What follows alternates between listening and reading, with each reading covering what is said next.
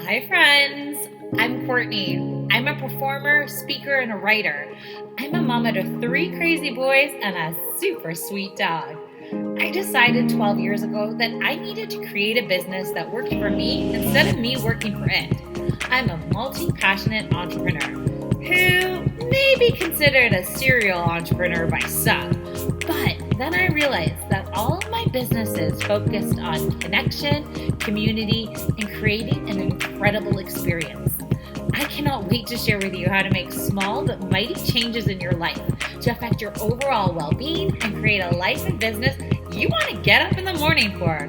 That's right, my friends. I am the Renaissance Mama. Hi guys, it's Courtney, the Renaissance Mama, and I am so excited today. I think you can tell. I have a very special guest here today. This is Allie, and I'm going to let her introduce herself in a second. But first, I've got to tell you, you are my first in-person, so fun, on-camera guest. Like it is so funny, the little things that we just took for granted in life before C, you know what I mean? Yes. But now I have you here in person as a guest, so I am so excited. Welcome to the Renaissance Mama. Thank you so much. I think that's kind of one of the fun things about the C. I know. Is that now we appreciate these things more. It's true. Any good was to come of it, that was the goodness to come from it. And you know what? There's so many episodes I do that I'm like, one good thing about COVID, and I'm like, oh, I've got to keep saying that. I'm sure someone's going to eventually be like, Courtney, I don't want to hear it anymore. I'm done. So it happens. But yeah. So Allie, welcome to the show. Can you please tell my audience who you are and kind of what you're known for? Sure. So I'm Allison Wills. I am a certified health coach and life coach and an NLP practitioner. I am most known for doing weight loss coaching. I have helped hundreds of people lose weight through a program with a naturopathic doctor I work for. And I also do life coaching with people to just really help them, get over the overwhelm, to do some habit changes and really help them, find a way to live the life that they've always wanted to live. Yeah, I love that. And why we have Allie here today is, of course, it's that time of year. If you listened to my episode last week, I chatted all about, New Year's resolutions. I was a big, I don't like the word, to be honest. I don't like, oh, you made a New Year's resolution, but I am a huge fan on fresh starts and Yes. I don't know, I love that motivation. I love that let's do it kind of mentality. So I did this whole episode on how best tips and tricks. And Allie had this post the other day on Instagram that I absolutely loved. And you're going to have to remind me, my memory's not so great, but it was pretty much when you make a resolution or something like that, here's the do's you have to do, but you got to remember there's some don'ts you've got to as well, right? Yes. I think people are oh, I want to do this goal, so I've just got to do this, this, and this, but they forget you might have to make some compromises. And it's very true. And so I love the idea that you don't really love the whole New Year's resolution thing, because I'm very on the fence about that too. And so one of the things that I find is that for me, one of the things that I do is I will do a fresh start in January. It's the new year and it feels fresh. So this year I painted my family room because I just wanted fresh walls and that felt really good. And then because I have kids like you, I usually do a fresh start again in September because I'm ready to ship them off to school. Yeah. And then it's this great fresh start. So I have the double whammy fresh start that I like to do. And I don't know about you, but I feel the fresh start September is almost stronger for me because I've had those kids home for 2 months. And I'm oh my God. Whereas the January one, I'm still a little bit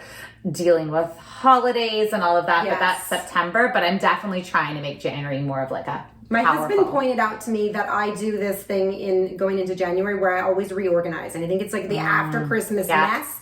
And I'm okay, we're going to clean out cupboards. We're going to do the things. And that just feels good.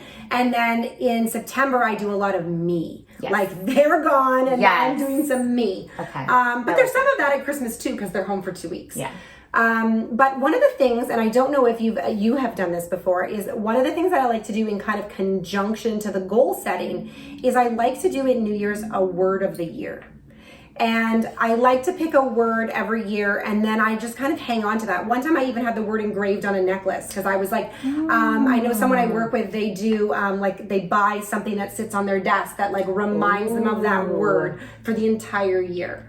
My audience has to hold on a second. I did not prompt her to say that. She hasn't even listened to the last week's episode because it hasn't been aired yet. So don't think I planned this. This wasn't planned at all. But I definitely mentioned it. We should have done that one together too. Yes, I definitely 100% love the word of the year. And actually for myself this year, I picked 2 because I feel like they supported each other in my mind. So I picked focused, and then I picked freedom, because once I get focused on the things I want to do, I'm going to give myself freedom to pick and choose the thing I want to do. So I was like, they both had to support each other. So yes, I 100% believe picking the word and the feeling of the word is really important.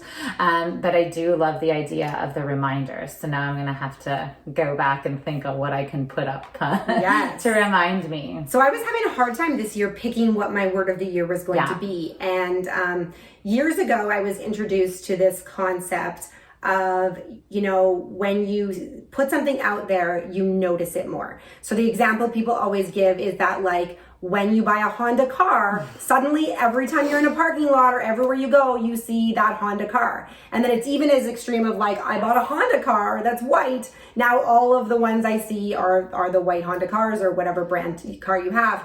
And so when I had learned this, the example of a feather was given to me, and as something that's less likely to be seen. And so it's always stayed with me. And so my daughter this year for Christmas bought me a feather necklace, which is my representative for the year. And I decided that this year my word would be feather, so that my energy will go where my attention is. So my energy will flow where my attention is. So as I'm rolling out new things this year, I'm actually in the process of doing some e-content where you can get affirmation cards or a journal or an anxiety workbook, that kind of thing. And, as I do that, the more attention I put, the faster it's going to come out, the faster I'm going to get it done. And, those goals that are bigger goals in my future, that word's going to help me get there. I think feather is such a beautiful visual as well. I'm a very visual person, and what I'm learning more and more as I get older is I definitely need the visuals. So that to me, and I love the necklace. It's beautiful. But yeah, that's great. So you normally say, go ahead, start with that word of the year. And then what else do you think are good suggestions when people are trying to make So I think the biggest mistake that people make, and I think our awareness of our mistakes allow us to make better choices. So the more we can be aware of where we misstep, the better success we're going to have. And so one of the things that I noticed that people do, and myself included, is we go into a new year and we're like, I'm going to do all the things. I'm going to drink the water. I'm going to exercise 5 times a week.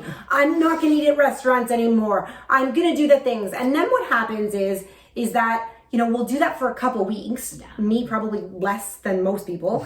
And then at some point you're like, you had a bad day. You were doing something, maybe you were getting your website up and running, and there was a roadblock and it just hit you. And then what happens is that then you go, well, now I'm just going to go eat the chips, or I'm just going to go have the cookies. And the cookies lead into ordering takeout. And then it leads into this. And then you're like, well, I screwed up yesterday. I might as well screw up today. And then 3 days later, you don't even remember what your goal was anymore. Because we have to really look at, and one of the things I even say to my clients, and especially as women, is we have this unrealistic expectation sometimes of what is actually possible to do in a day. And that's why, and I know you've talked about it on your podcast before, about time blocking. Mm-hmm. Time blocking is one of my favorite things to do, because you actually have that visual of what did I think anyone else could possibly do that in a day? Because as moms, as business owners, as people who have jobs full time, we're managing all of the things. I would argue that I am the house manager. I am the manager of my business. I am the manager of all the things. And so yes, there's support systems, and we love our support systems, but we have to be realistic. If you wouldn't expect your best friend to do all those things in a day, why do you expect that of yourself? That is so true. And I spoke about it in the last episode as well, but I've been really focused on having my big 3. So every day, what are the 3 things that if I didn't get anything else done, I would feel accomplished?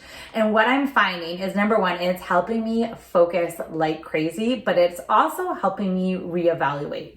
When I put my big 3 down for the day and I go to like take something off or add something, I'm like, why am I adding this? Do I actually need to add it? So it's like making me stop. It's making me reflect. And then it's funny because there's sometimes I will add something and then like, it's almost like a joke to myself. They're like, oh, you knew you weren't going to do that. Like you knew you added it halfway through the day as if almost like a reminder for another day. But it's just funny. And what I've noticing is like even some of the things that normally when I'd create a mega to-do list and pieces would get done and maybe not the most important ones and I would, you know, skip ahead or do this or do that. Having just the 3 has been wonderful for me. It's so good. It's so good. Yeah, it's a good thing for me to be focusing on and like I said, being able to like look at it and be like, oh right, yep. And then knowing that sometimes life happens and the 3 changed because all of a sudden I was able to see a friend today I hadn't seen in 6 months and knowing that that's completely okay. And if I knew that at the beginning of the day, that probably would have made that top 3, right? And giving ourselves the grace to change, to pivot and do those things. Years ago, when you talk about the big list, I was always a list person. And what I realized is that I was a sinking ship because what would happen is I would keep adding to this list and adding to this list and I would be sinking because the list would put so much weight on me. And as I had that weight on me, you could just feel yourself sinking, right? And there was no one passing me, what do you call those things? The lifesaver. There was nothing, right? And so what I realized and what was really good is that, you know, taking the things on the list. So I don't make lists anymore, except for my grocery list. I don't make lists. What I do is I say, okay, these are all the things that are in my head because they're also weighing you down. Oh yeah, you gotta dump it. You gotta put them somewhere. And so like when you look at today and you're like, oh, my girlfriend's coming into town and I didn't know she was, I'm going to take the things today and I'm going to move them to when I can do them. And just have that flexibility to do those things. Your kid calls you, they came home sick. You know, you've got to be able to move those things and prioritize them and be okay with getting 2 things done. The other thing is I think that we as women struggle with sometimes is that there are seasons. So like when you talk about the projects that you're working on right now, there are seasons where one project is going to maybe take over a little bit more of your time than another time. And so, you know, when we talk about all the things that feel good and are important in our life, like our self-care and all those things, it's okay to say that like, I have a show in a week, so I'm going to put self-care on the burner and I'm going to overly self-care when I'm done. And that's just having those seasons and knowing that can really help reduce that stress and anxiety. I've talked about that a lot on the show. I really even like take it even more literal. Summer to me is like a good break time. My priorities change. It becomes family first. And it was funny the other day, a friend of mine, we were trying to get together and we see each other all the time in the summer. Like every weekend, we're always having the greatest time.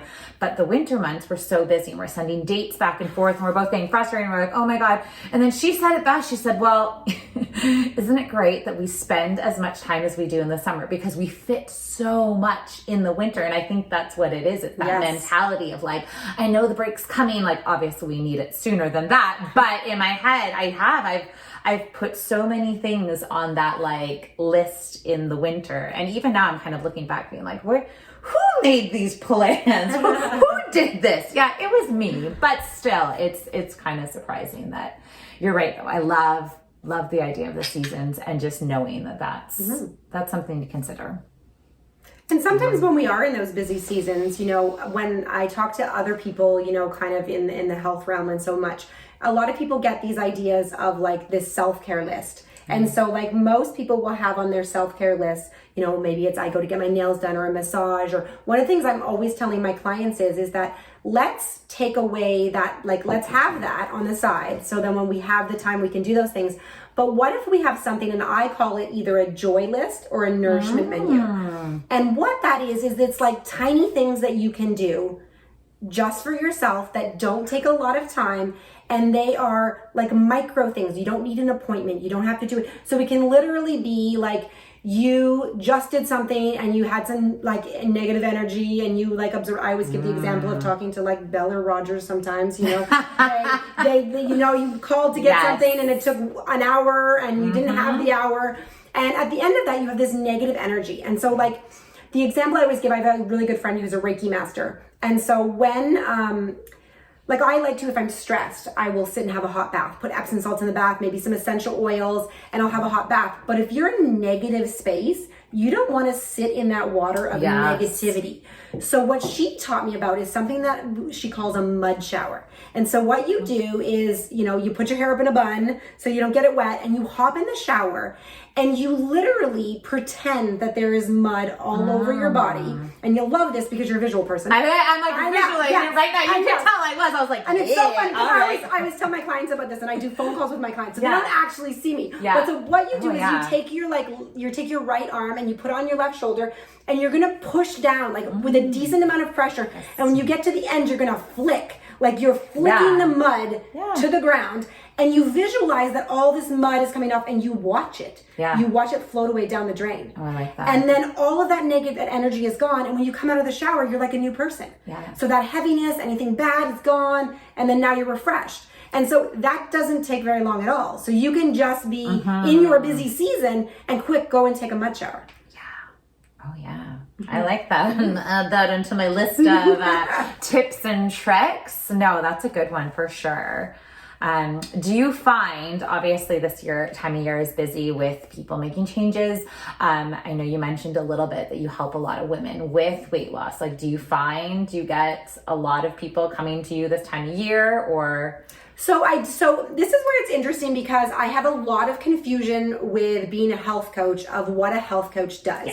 And so when you look at the statistics, usually 75% of weight loss comes from, what you're eating and who you're being when you're eating. And that's where I feel that, health coaching comes into play. And what I do with my clients is I help them understand, who are you being when you're eating? Are you in a stress state when you're eating? Are you chewing when you're eating? Those kind of things. Because those things are going to maximize your digestion. So you can be eating the healthiest food on the planet, but if you're not digesting your food, you're not going to absorb those nutrients. You're not going to get the energy. And then your exercise portion is, that other percentage. And so what I find is the new year starts and a lot of people go to the fitness side. And as a health coach, I don't do the fitness side. I am not your fitness expert. I will refer you to someone else. I am not going to teach you how to do a plank. I'm not going to have the best form. That is not my forte. So like a lot of times people in January, they will go, and do the whole fitness route. And then, in the middle of February or March, then they'll kind of reach out to me and be like, I've been doing the exercise, I've been doing this, and this hasn't been working. And a lot of times that can be related to cortisol. So I've actually coached fitness instructors, I've coached chiropractors, naturopathic doctors. And so what happens is that when we are in a stress state, our cortisol level goes up. And so, for lack of better explanation, like if our cortisol is normally here, after a period of time, our cortisol goes up and goes up and goes up. So if a lion was chasing you, your cortisol would go up. So daily lion chase. Sorry, But like if a lion was chasing you, all the blood flow in your body would go to your arms and your legs, and you would go into fight or flight, and you would run away from the lion. What happens is that back in the day when lions or tigers were chasing people, that might happen, and then 20 minutes later you got away from, you saved your life, and then you recouped. So you gave your body an opportunity for that cortisol level to come down. What happens now is our body doesn't understand the difference between stress. So your body doesn't know the difference between your mom called and you got upset, or something, you and your husband got in a fight, or maybe you're a teenager. Your cortisol level goes up. But then nowadays, especially with cell phones and all access passes, all the things, our cortisol goes up and it doesn't have a chance to go back down. So it shoots back up again. And so as it does that over years, it doesn't know where's the normal is anymore. So it doesn't come back down. So sometimes what happens is exercise can be really, really good for people. But what can sometimes happen for certain people is that if their cortisol gets stuck really, really high, what happens is they'll notice that the exercise that used to make a difference isn't working anymore. And it's usually because they need to alter what they're doing or they need to take a rest. Yeah. And so sometimes we're so go that we forget that rest getting part. me. I'm like, oh my gosh, she's talking right to me. Oh man, yeah, that's such a good point though. You're right. We don't, and I get people, my husband in particular gets mad at me all the time because I get my boost from running and working out and things like that. And he's like, so you need to break. You're It's right. one of those things that we need to also learn the difference between exercise and movement. Yes. Right? Because they aren't the same thing. And there's going to be a season where your body's going to respond better to heavy exercise versus others. You know, when we go through hormonal changes in life, different things, we're going to respond differently. And so we want to have that flexibility. You know, even for women in their cycles, you will notice, and I don't know if any of you have noticed this before, but you can go from, you know, being super strong and able to lift, like at the very start of your cycle, to like right before your cycle. It's kind of like our pain. Like, don't get your eyebrows waxed if you're due for your period. Wait till after. Similarly, and so when you're on your period, you know, you might do better with more movement and then lift heavy when it's gone. And your ability to lift is going to be stronger. That's also our hormonal and body's way. If we start to learn to listen to our bodies, we're going to feel better. And so that doesn't mean, you know, and someone like you who's motivated to exercise, you know, that's different than I'm not exercising because I'm lazy. I'm not exercising because I'm listening to my body, and that can be really, really good. And that's hard. It's hard for you to relearn sometimes, right? And I think for me is I tied in exercise so much with my mental health. Like when COVID hit and kids were home, and that was my time. And even now, like running with the dog outside, like that is my recharge time. So like to take that away some days, I'm like, no, I can't give that up. I can't do it. But you're right. It's kind of like figuring out what works and what doesn't. And it's really figuring out what works for everyone. Because for some people, they are stressing about exercise. If they hate exercise and they're stressing about exercise, you know, that becomes like, if it's another thing on the to-do list that's adding to our stress, when we do it, we're not going to see the results we expect. And I think for a lot of people, they need to switch the mentality of like what you're doing, you're exercising for mental health. That feels really good for you. For other people, they want to exercise because they ate some chips. And we want to get rid of that because we want to pick our foods and the things we eat for energy. We want to pick our foods to feel good, to have energy. We want to get our vegetables in, make sure we're having our proteins, those kind of things, as opposed to, and then we want to exercise for our cardiovascular health, for longevity, for those things. We want to kind of throw away and get rid of that mentality of, you know, I need to go for a run tonight because I had chips last night. That's the stuff we really want to, you know, I want to see people alter and release. No, that's so good. I want to go back because I mentioned it before, and then I don't think we even got to the point of that amazing Instagram post she had about the things you need to do and the things you need to don't. So do you remember that post a little bit? I think you kind of mentioned like, yes, if you want to get healthy, you got to, you like the, you know, fitness and eating healthy, but you also got to not go out 3 times a week. And it was like little tips and reminders. And I'm like, that's so true. Like, I think people make these big plans and they don't realize, number one, like, oh, look at my schedule. I might be out of town for next week. How am I going to deal with that? Or I have a wedding coming up, and how am I going to deal with that? They kind of like wait until you're there, and then you're faced with these difficult decisions. And then, like you said before, then you're like, oh, I can't do this today now. I've got to pass it on over to something else. It's, you know, there's so much, like, there's so much that I could say, because it's one of those things of, like, this is where I kind of laugh at, like, the New Year's resolution that, like, I'm going to start eating healthy on January 1st. So then that means for the 10 days prior, I'm going to eat, you know, junk food. Oh gosh, right? It's like, you know, I remember back in the day when my mom was a smoker, and it was like, you know, I'm going to smoke 2 packs a day today, and then tomorrow I'm going to quit. Then I'm done. You know, and so there's kind of that mentality of, you know, you need to look at, like, where are you at? And that kind of relates to when we were talking about seasons. Yes. Because, you know, I always say, when I do sales calls for our weight loss program, I always say to the clients, you need to look at your next 10 weeks.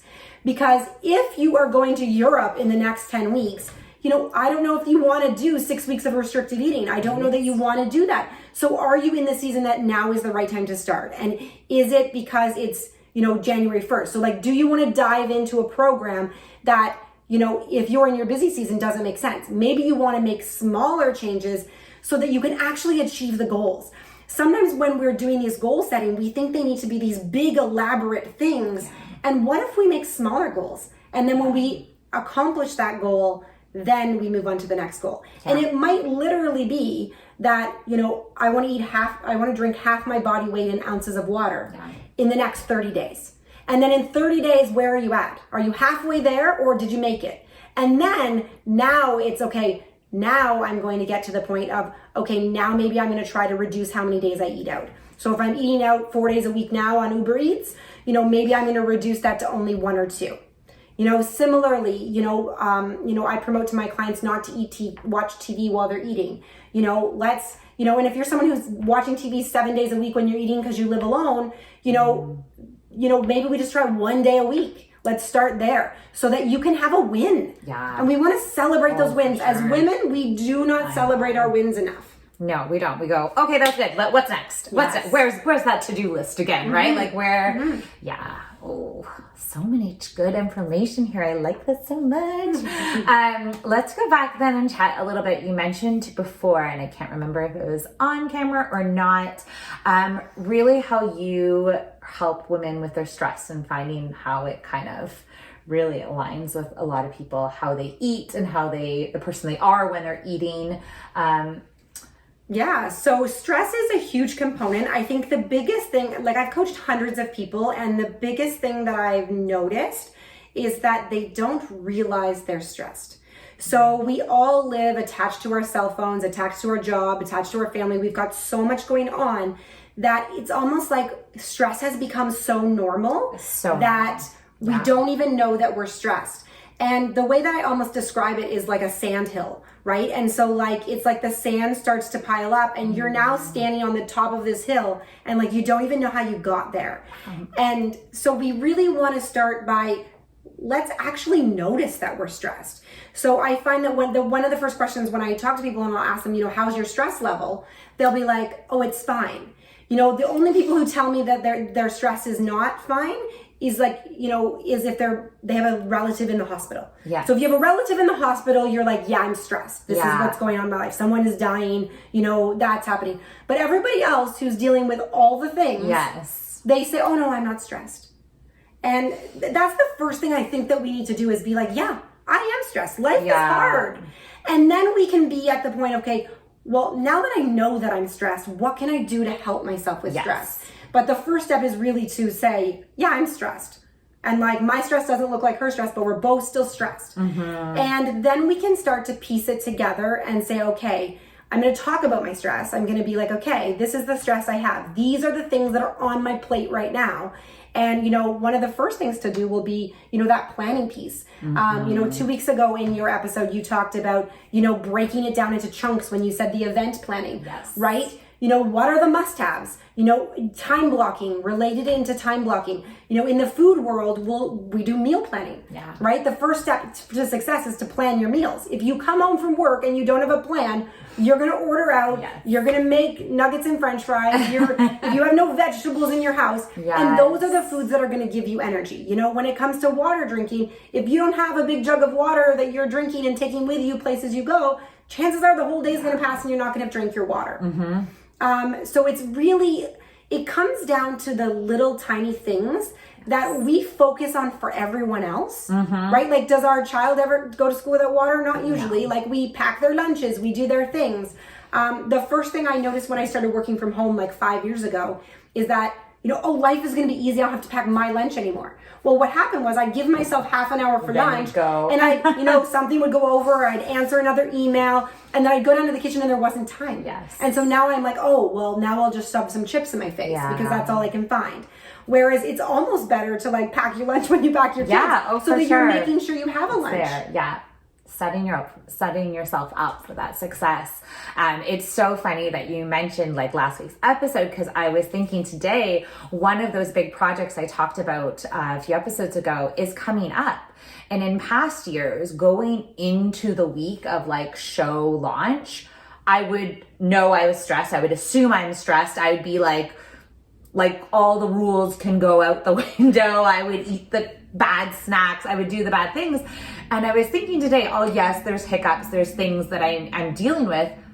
but I'm not feeling the stress. Like it's almost like it's a little bizarre. I'm like looking around my shoulder and being like, okay, when is it gonna happen? But I have this opposite feeling, and I have this like, I'm excited about it. I know it's gonna be what it's gonna be. I'm not like super stressed. Like, and I think it is because I'm doing my big 3 every day. So I'm getting things done that I wanted to do. I made that plan. I made my mega list that I told you all about. And it's not a bad mega list. It was because I broke it down, and this is what I have to do maybe and eventually. And it's moving, it's changing. You reduce the stress by identifying those 3. You're like, yes, I moved the needle forward. 100%. Yes, I moved the needle forward. Because how many times when you don't do the list of the 3, do you get nothing done because you're weighted down by all of it so much? And then you, at the last minute, you're scrambling like a chicken with your head cut off because you're trying to do all the things that you could have broken down. Yeah. And like I said, just going over some of the things sometimes and really being like, gonna put on there and be like, is that actually what needs to be done? Like having that moment to reflect on it before I do it. But yeah, it's just such a funny feeling to be like, I should be stressed right now. What's happening? Like, I feel like I'm just waiting for it to come down any moment, but it's not going to this time. I'm not. I'm going to be good. I love super it. positive and ready to go. Yeah. And if you have a bad day, you can test out the mud shower. That's true. Yeah. But I said, I know there will be hiccups. And I think that's the other thing. And you mentioned a bit before, like if everything doesn't go 100% perfect, you have to expect that it won't. Right. You've got to expect going into these things that like, no, I'm not going to be perfect 100% of the time and do all the things I said I would do. But if I'm 80 or 90% of the time, like that's pretty good. I'll take that any day. And you mentioned the point of like, you have one bad day and you figure it's all done. I forget what book this was, and I really need to figure out who it is because I've quoted it a few times, this story, but I love it so much. And it was the concept of if for 5 minutes every day we ate McDonald's, we knew that would be bad. We knew that would be bad. Our systems, our bodies, our health, and everything like that. But we sometimes don't realize that if for 5 minutes today we ate like really good foods, it could be really good for us, right? Like it's funny because we think 5 minutes of good means nothing, but we know 5 minutes of bad could be, right? Like it's not bad. I know we make better choices, right? But it's just like a funny thing to think about that sometimes. Well, and it's, I think, everyone knows that theory of, like what you put out in the universe, you get back. But you also like need to, like when we look at stress and anxiety, we also need to look at that as like, and I don't remember I'm horrible quoting books too, but I was reading, I read all the time and, you read these things and you hang on to them and you really love them. Yeah. But it talks specifically about like those things that you hang on to and that you think about. I used the example with my daughter yesterday. So my daughter just had her 9th birthday yesterday and she was like, oh, this went wrong. Something always goes wrong on my birthday. And I said, okay. And I said, but doesn't something go wrong every day? Yeah. And it's where we put that attention, because if I look at my day yesterday, I was at an event at a venue and they accidentally set it up for 12 people instead of 20, and they misread the contract or whatever. There was a whoops. So does that mean that the whole event was ruined? No, it meant that they tweaked it and I was patient with them and I was kind and they were kind, and the event was a huge success. Were there blips along the way when we first got there? Sure. But I didn't hang on to that. And that's where, you choose what you look at. And so we also choose what we look at in the stress of our lives, right? And so I always praised myself as being a multitasker. Like that was the thing. And I think it's my generation that like you wanted to put it on a resume and your parents praised you for it. And then what I realized, and so when I used to work in the corporate world and, I had a mental, block and a hiccup, and I left my job. I went to counseling and, all the things. And then I ended up finding myself in this new space. And it's one of the reasons why I relate. They say you attract the clients that are going to work best with you. And so, I was the general manager of a company. I did all the things. And I realized that I was doing all the things and I wasn't present ever. And so I've spent the last 5 years learning to be present. And so some people do that with gratitude journals and different things. And so what I always find interesting is that I tend to attract people. And so I'm horrible at meditation because I thought you had to meditate. I'm a type A personality, perfectionist. I was like, I need to buy a pillow, I need to have a room, I need to light a candle, I need to do it a certain way. And that is not me. And so I figured out ways to have gratitude and do those things in my life where I get the same benefits without doing it that way, because there's no right and wrong way. Yeah. And in doing that, I've learned to live more presently. And in that, I've learned to pay attention to the good things, pay attention to the things that did go good, as opposed to diving into what, you know, yesterday that event was hard. Well, it wasn't really. We fixed it. It's fine. But we can find ourselves, and if we start to go down that other path, that's where our energy goes, that's where our focus goes. And then what happens? Then we attract more of that. Yes. And so when we look at that universe thing, what are we focusing on? I don't know if it's John, I can't even think of his name, but where energy goes, focus goes. He's a famous book writer that I'm doing horribly. We're both not very strong at that. So unfortunately, we'll send you show information later. Update that. So when you have a client and you figured, okay, they're stressed, like how do you sort of guide them along that path? Because I can imagine what other people what everyone uses to like recharge or de-stress or whatever, it's probably has to be so unique. And you probably, like, some people probably don't even know, if they don't know they're stressed, then how do they know to like not become stressed? Like, how do you even start that process? So the starting point is always recognizing that you're stressed. So a lot of my clients will do weekly calls with me. So we do half-an-hour calls once a week, and it's kind of like a check-in. Where are you at? How are you doing? What's come up this week? What have you noticed? And when we can start to notice the things, what are the behaviors? So for some of my clients, it's when I get stressed, I go and eat the chips or I eat the cookies or whatever. And what we want to do, and this is part of my NLP background, but we want to know what is the trigger. We all have patterns in the way we do things. So when we wake up in the morning, we get out of bed and we turn on the light. And then we go downstairs and we pour our glass of water. Well, how do we know it's time to do that next thing? Yeah. So we want to know, and we call it in NLP the trigger, and we want to know what is the trigger. What is the trigger how do you know it's time to go grab the chips? Yeah. What happens? Is it something you see? Is it something you hear? Is it something you say inside your head? And you want to identify that, because then we can start to do habit change. Then we can start to say, okay, well, what if we replace this with that? Yes. And so it's kind of funny to me because I will see, nutritionists or different people who will be like, okay, let's replace this food with this food. And that's not something that I teach. And the reason for it is that I'm a potato chip lover. And so people think this is funny. I help people lose weight, 20 to 40 pounds in 10 weeks. But I love potato chips. And so I love potato chips and red wine. Those are my favorite things. And I think that life is not worth living if you can't have red wine and potato chips. So what you want to figure out is you want to figure out what foods inflame you, what foods make you feel a certain way. And when you can figure that out, you can lose weight and whatever. And then you should be able, yes, if you eat potato chips and wine every single day, guess what? You're gonna gain weight. But if you, eat them once a week, your metabolism should be functioning in a way that once in a while, it's not going to be a big deal. And so we want to figure out those things.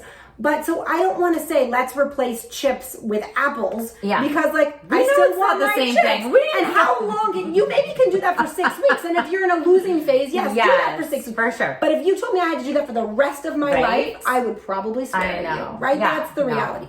So what we want to do is we want to say, okay, when you're going for those chips, it's never because you're hungry. No. It's because of something else. Yeah. What are you seeking? Is it comfort? Is it what is the thing? Is it self-hatred? Is there some self-love that's missing there? Is there, what is that thing that you're struggling with? Is it that the expectations in your day are completely unrealistic and you're guilting yourself and shaming yourself? And so that's what we really want to break down. And so for everyone, it's going to be slightly different. Everyone is on a different health journey. And so I've worked with clients who their health journey is they were eating McDonald's every day. And then I have other people whose health journey is, to be honest, they probably know more about nutrition than I do. Yeah. And, but it's the other things. Yeah. It's the fact that they have indigestion because they're not chewing. It's the fact that they're watching TV while they eat. It's the little things that are, all consuming. I've had clients who I've coached with because they're having parenting problems. And I've given them some strategies that I've used with my kids in parenting courses that I've taken. I remember when we took 7 years to have kids, and I remember when Greg and I were pregnant finally, and we thought this baby's going to stick. This is going to be the keeper. I remember telling him, you know, one of the biggest problems in marriages is that you're going to fight over how you parent. So I said, here's this parenting book. You read this and I'll read it, and then we'll be on the same page before the kid even shows up. Yeah. And, you know, that was a great thing to do the first year, because we could kind of say, like, where are we at on this, so that it's not a dispute. Yeah. And so, yeah, so, you know, sometimes it's, you know, even relationships that we're doing coaching through, because everything in your life contributes to, you know, how you're going to feel, how you're going to show up, and how your energy is. You know, the basics are always, we need to make sure that we're, you know, where our headspace is, where our stress level is, where's our sleep, where's our water consumption and our food and our movement. Like, those are the top 5. And we want to just check in. Where are we at in those things? How are we feeling? And really break apart. And for some people, the stress is the number one thing, and we've got to kind of chip away at that a little bit. And, you know, figure out, you know, on an individual level. And so that's where I get really close with my clients. And I always say that those clients that peel the onion back, they're the ones that are opening up and saying the truth of where they're at. They're the ones who see the best results. Of course. That's so amazing. Ali, we don't have too much time left. We've been talking so much. Answered all your questions. I could chat about this for a very long time. So we will just have to have Ali back. That's just the reality of the situation. But before we leave, is there anything you could leave my audience with just maybe something to think about as they move into the new year, or if they do feel stressed, how they can kind of, like, I know there's never quick fixes, but I know you obviously mentioned, like, obviously realizing it. So maybe giving themselves that grace and time. Yeah, it's really about grace. To think about it. It's giving yourself grace, looking at the expectations that you have on yourself, and are they realistic? Like, would you give that list to somebody else if you had your own personal assistant? Right. Would you give that list to them and expect them to do it? Would that be reasonable? Would it be reasonable? And expected to do it, like, to the standards that you put on yourself. Yes. Because that's the other thing. Like, you... And are your standards too high for yourself, right? Because if you wouldn't give it, like, if you would not give me your to-do list, that should cause you some questions. And that's really, like, that's this really big starting point, because we need to realize that we aren't really nice to ourselves. Yeah. Like, and we've got to start identifying that, like, and some of the thoughts we say in our head is, would we say that to our best friend? Would we say that to our mother? Would we say that? Like, those kind of things we really need to nip in the butt. If anybody is struggling, if they're interested in coaching, I'm always available. I have free resources that I send out regularly in my groups. So, you know. So where can they find you? Give us some links. I know you're in the process. Yes, I'm in the process of a new website, but my current website is willswisdom.ca. And I have a group on Facebook, Wellness with Wisdom, which is a free group that I do recipes, weekly challenges that are super fun. And then on Instagram, you can find me at Alison with 1 L, ALISON, Wills Wisdom. And I'd love to connect with you guys. Amazing. Well, thank you so much, Ali, for coming today. And thank you guys so much for checking out the show. I'll see you again next week. And bye for now, friends.